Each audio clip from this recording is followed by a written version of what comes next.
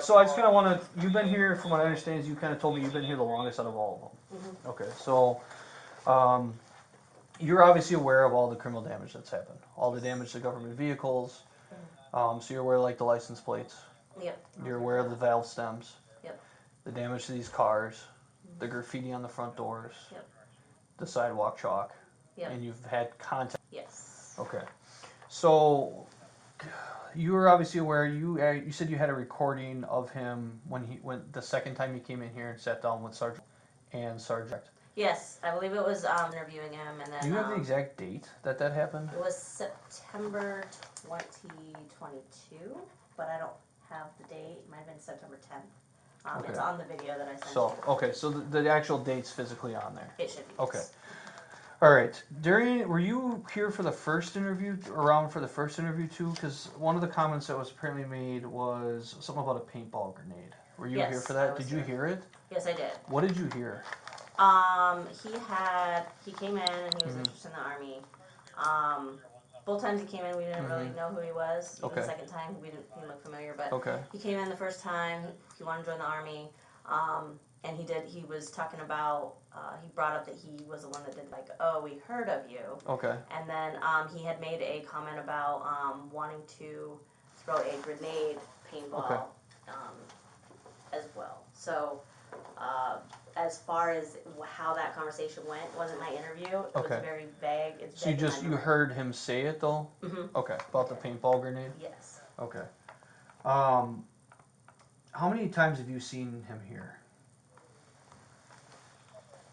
Like, because I heard that what I was told is, and maybe you know, he came back after the second one and put like something on, he was trying to put like a constitution or some oath breaker thing on your door, like a piece of paper. Mm-hmm. Were you here for when he did that? I was. Because I was told he was confronted by someone in the Navy. I was here for that. Okay. Okay, so I was here that day for that. Mm-hmm. I believe I was out of the office when he did that specifically. Okay. When we came back, we had seen it. I think we went to lunch or we went out doing recruiting things. But he had come back. Was it? Do you remember what it was exactly? There was a sticker on the door. Mm-hmm. It actually was there for a while. I don't even think we noticed it for a couple days. But he had also written in chalk about the Constitution and First Amendment rights and how we're oath breakers and stuff like that. Those pictures were also sent to you guys. And so you guys called. So when you saw that in the chalk and the sticker, you guys called us. Mm-hmm. Okay. Mm-hmm. Was that when you talked with Officer Witowski? Do you remember? I don't remember the name of the guy. I talked to a super tall officer. Okay. And then I've talked to the officer that I dropped the footage off for. Okay. I don't remember his name. Okay. So, all right. So you saw it in chalk, and then you obviously he does his speech, and then you guys start seeing the damage again, right? Because the license plate, I believe, happened last year. Or the license plate happened a while ago. Yeah, and then the valve stems happened the day before all of the writing on the windows happened, I want to say. So did you guys report the damage to valve stems to us? Yes, we did.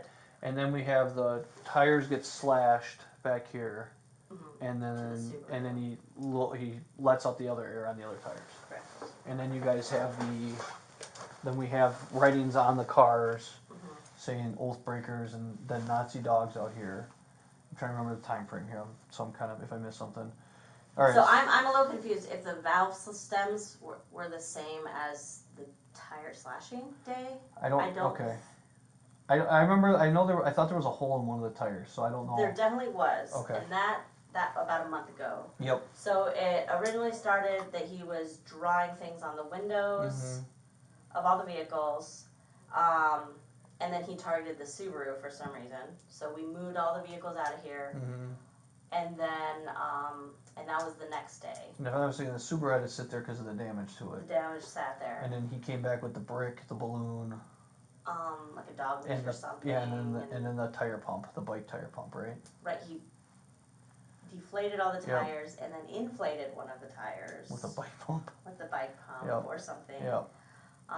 Roll more stuff around the car. Mm-hmm. More stuff on the car. Okay.